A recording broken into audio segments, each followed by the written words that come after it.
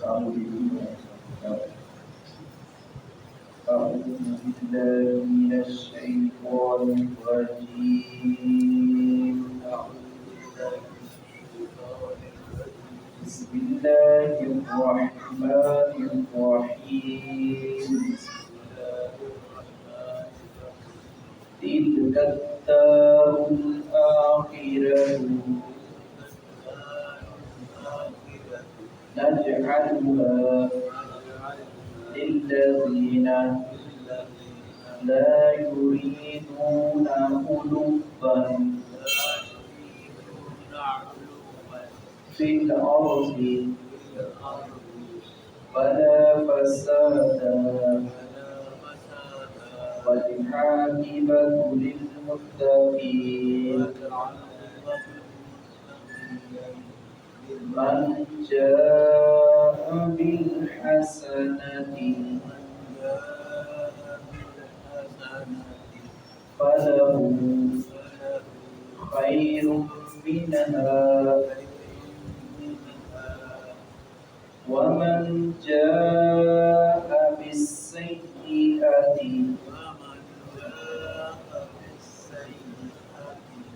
فلا يجزى الذين عملوا السيئات إلا ما كانوا يعملون.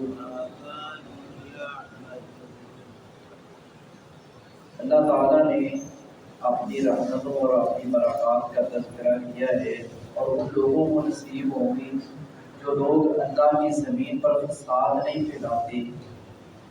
فساد کا لفظ عمومی طور پر قتل و غارت اور اس طرح کی جو معاشرت کی برائیاں ہیں ان پر بولا جاتا ہے. یہاں فساد سے مراد جہاں یہ ہے وہاں اس کا اول جو مقصد یہ بھی ہے کہ اللہ رب العزت کی بغاوت نافرمانی سے بچنا، شرک و بدعات سے بچنا اور اللہ رب العزت کی اپنا توحید کو دل میں تمام کو جگہ دینا اور اس کی کبریائی، اس کی بڑائی، اس کی برتری، اس کی بزرگی اور دل و جان سے اس کی عظمت و قدرت کو تسلیم کرنا. ایسا کرنے والا جو ہے وہ فساد نہیں چاہتا بلکہ وہ اللہ رب العزت کا فرمانبردار ہے.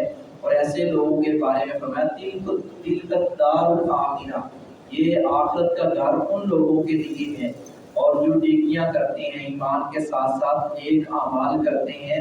فرمایا ان کو اللہ رب العزت بہتر اجر دے گا. یہاں بہتر اجر کا ذکر کیا ہے جیسا کہ دوسری آیات میں بھی ایک آیت میں من جاء بالحسنۃ فلہ عشر امثالہ، جو ایک نیکی کرے گا اللہ رب العزت 10 کے برابر بلکہ اس سے بھی زیادہ اجر دے گا. اور برائی جو ہے جتنی کرے گا اتنا، یہ نہیں کہ ایک برائی کی ہے تو 10 برائیاں لکھی جائیں گی. یہ اللہ رب العزت کی رحمت ہے. نیکی ایک کرتے ہیں تو 10 بلکہ 10 سے بھی زیادہ.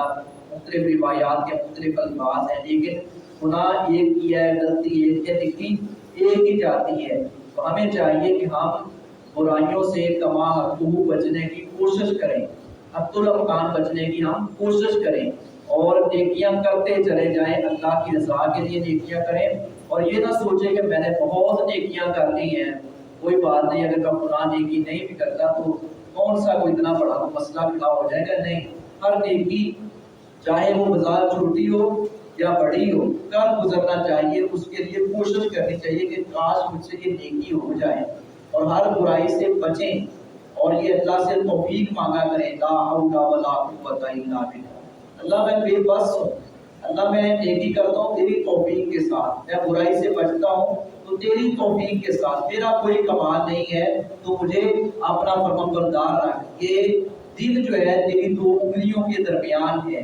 اللہ تو اس دل کو اپنی فرمانبرداری کی طرف ہی رکھ، جیسا کہ نبی اکرم صلی اللہ علیہ وسلم دعا کیا کرتے تھے، یا مقلب القلوب ثبت قلوبنا علی دینک، یا مصرف القلوب صرف قلوبنا علی طاعتک. اے دلوں کو پھیرنے والے اس دل کو اپنی اطاعت کی طرف رکھ، اپنی فرمانبرداری کی طرف رکھ اور اس کو دین پر ثابت قدمی اور خیر پر ثابت قدمی عطا فرما.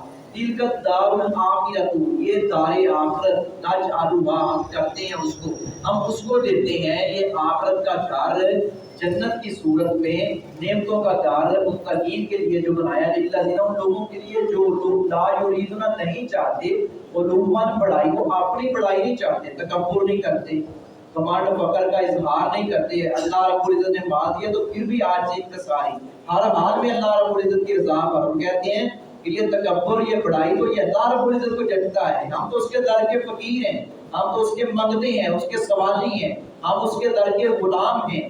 وہی سب کچھ عطا کرنے والا ہے، وہی کارساز ہے، اس کے سوا کوئی نفع نقصان کا مالک نہیں ہے۔ بالارض علوا بالارض، وہ زمین میں بڑائی نہیں چاہتے، اپنی بڑائی نہیں چاہتے، وہ چاہتے ہیں کہ اللہ کی بڑائی بیان ہو، بلا فساد، اور نہ وہ فساد پھیلاتے ہیں، بل عاقبت، اور انجام ہے یعنی بہتر بدلہ للمتقین، متقین کے لیے جو گناہوں سے بچتے ہیں، پرہیزگار ہیں۔ من جاء بالحسنۃ، اور جو کوئی نیکی لائے گا، فلہ، تو اس کے لیے ہوگا خیر منہا، بہت بہتر بدلہ اسے، جو نیکی لے کر آئے گا اس سے بہتر بدلہ عرش والا رب عطا کرے گا۔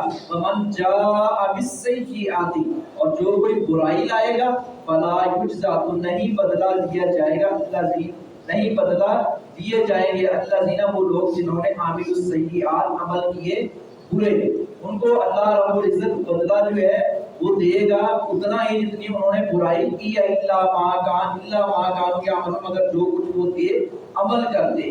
یہ نہیں کہ کرے کوئی بھرے کوئی، وہاں انصاف ہوگا، اللہ رب العزت ان کو سزا دے گا اور اتنی سزا دے گا، عدل کا ترازو قائم کرے گا جو انہوں نے برائی کی ہے، الا ما کانوا یعملون، مگر جو کچھ تھے وہ عمل کرتے، وما علیہ الا البلاغ۔